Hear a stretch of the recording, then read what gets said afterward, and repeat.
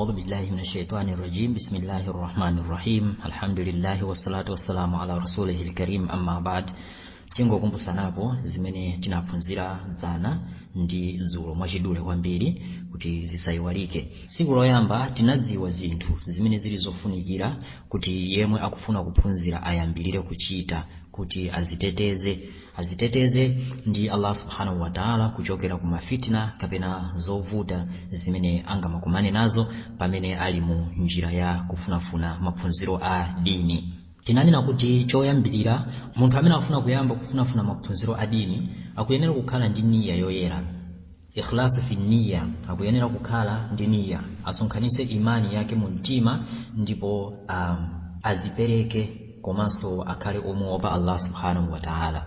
Ndiye ayambe ndi kuphunzira zinthu zomwe Allah subhanahu wa ta'ala anamulamula kuti iye akuyenera kukhala nazo nthawi zonse, monga kuti akhale ndi chikhulupiriro chimene achiphunzire kuti kodi chikhulupiriro akuyenera kukhala nacho motani, akuyenera kukhala ndi akida imeneyi angayipeze bwanji ayiphunzire kaye, amuziwe Allah subhanahu wa ta'ala kuchokera m'mayina ake komanso mbiri zake al-asma'u wa sifati. Aphunzirenso kutanthauza kwa mashahada awiri yomwe ndi shahadatu an la ilaha illallah wa shahadatu anna muhammadar rasulullah.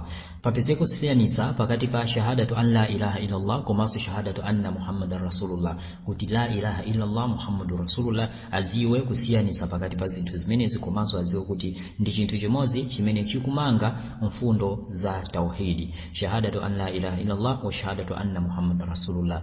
Akachoka pamenepo aphunzire Qur'ani, ndipo ngati angakwanise aloweze masura ena ochepa amene angakwanise kapena masura ochuluka kapena Qur'ani sayonse. Akachoka pamenepo aphunzire mahadithi komanso aphunzire tauhidi. Ndiye ngati angafune kupitiliza kuchoka pamenepo aziphunzira zinthu zimene zijaso pano azipita nazo deep, azipita nazo pansi kwambiri, azipita nazo mkati kwambiri, monga mahadithi akuyenera kuphunzira mahadithi otambasulidwa, mashruha, sharh riyadus salihin, sharh 40 an-nawawi, sharh al-bukhari, sharh muslim, kulongosola mahadithi aja kuwamba kuti kodi akulongosola zotani. Komanso Qur'ani aphunzire tafsiri kuti kodi Qur'ani maaya akutanthauza zotani. Choncho munthu ameneyo ndithu azakhala kuphunzira kwake kwa phindu. Komanso pakufunika munthu aphunzire zimene zikufunikira kuti azichita iyeyo moyo wake wa siku ndi siku, monga swala komanso zimene zingamuonongere swala yake, ncholinga choti swala yake aziswali yolandiridwa siku lina lililonse, aziweso zakati komanso haji ndi zina zonse salamira zonse za Chisilamu zimene mtumiki wathu Muhammad sallallahu alaihi wasallam anatiuza kuti buni al-islam ala khamsin, Chisilamu chamangidwa ndi zinthu zisanu zimenezo ife tiziziwe, shahada imene ija tiziwe, komanso swala tiziwe, zaka tiziwe, siyamu kumanga mwezi wa Ramadhani tikuziwe, komanso kupita ku haji tiziwe kuti kodi zinthu zimenezi akutanthauza chani. Ndipo zimenezi izi sichizisano zimene kumanga Chisilamuzi ndi tinanena kuti ndiye ndi mafaradhu aini. Faradhu aini ndi zinthu zimene zili zokakamizidwa kuti wina aliyense azichitire mwa iye yekha. Akapanda kuzichitira mwa iye yekha ndiye kuti akuchimwa amene yoyo,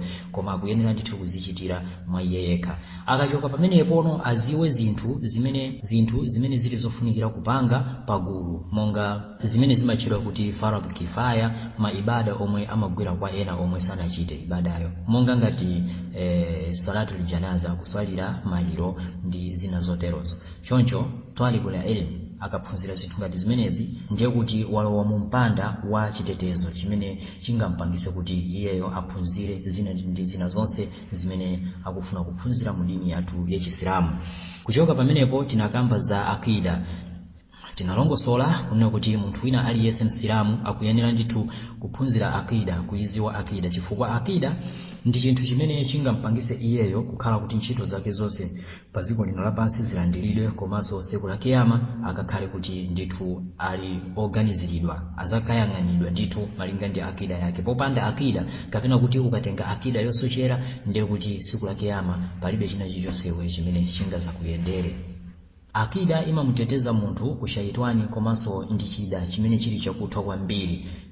ndiye Allah subhanahu wa ta'ala kunena kuti wama khalaqtul jinna wal insa illa liya'budun, sindinalenge ziwanda majini ndi anthu koma kuti azindipembeza. Ndiye tinaonanso mitundu ya ibada, mitundu ya mapemphero. Tinaona ibada ya thupi na zichula mmenemo kuti monga swala, saumu, haji, tawafu, rukuu ndi sujudi. Komanso tinaona ibada ya chuma monga kuzinga, kulonjeza, an-nadhir, komanso zakati ndi sadaka. Tinakambaso za ibada ya mumtima, kupanga kukhala ndi ibada ya mumtima monga al-khushu', kuzipereka, komanso al-khudu', al-khushu' kuopa, kuzipereka, al-khudu' kuyezamira mwa Allah, at-tawakkul komanso kutembenukira kwa Allah subhanahu wa ta'ala, al-inaba ndi kukhulupirika, al-ikhlasu.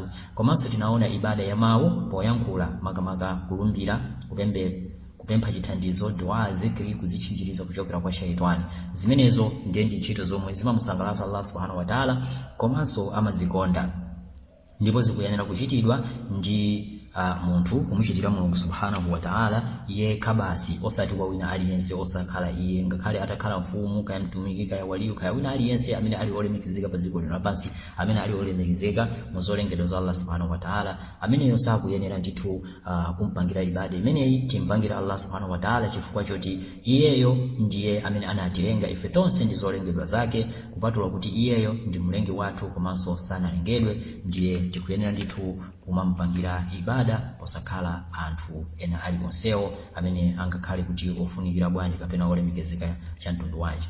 Kuchoka pamenepo ndiye tinalowa tsopano mu mapata atatu. Mapata atatu ndi mapata amene msilamu wina aliyense akuyenera ndithu kuwaphunzira kuwazindikira kuti kodi mapata atatu amenewa ndi zichani.